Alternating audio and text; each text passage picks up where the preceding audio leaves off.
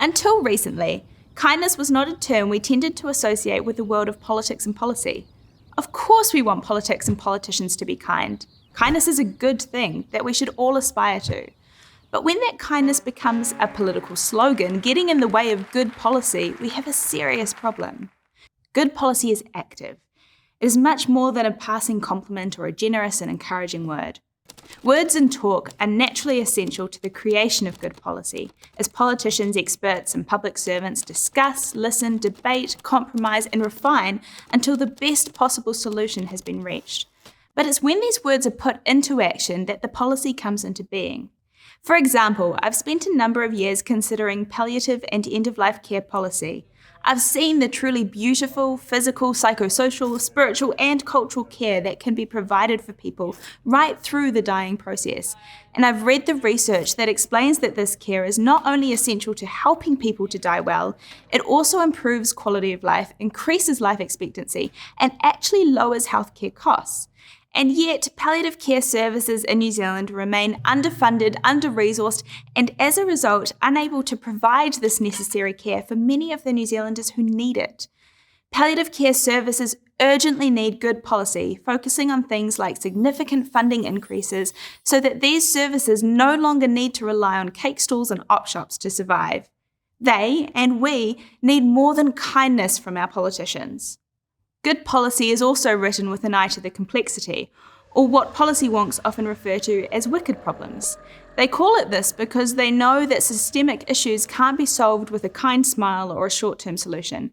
Housing is an example of a wicked problem in New Zealand. Emergency housing may have been a short-term solution to getting people off the streets, but it's also just that, an expensive short-term solution with 3-yearly election cycle type thinking. Kind politics doesn't leave people surviving from day to day, moving from hotel to hotel. It requires good policy that thinks in the long term outside of election cycles and with an eye to understanding the complexity and addressing the systemic issues of a wicked problem. Finally, good policy is written with an awareness of the limitations of government.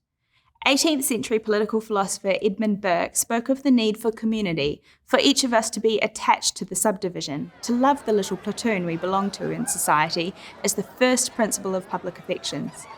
He says that as citizens, we have a responsibility to participate in our democracy, and this doesn't simply mean turning up to a voting booth once every 3 years, but also caring for the people, neighbours, communities, or little platoons as Burke calls it, around us.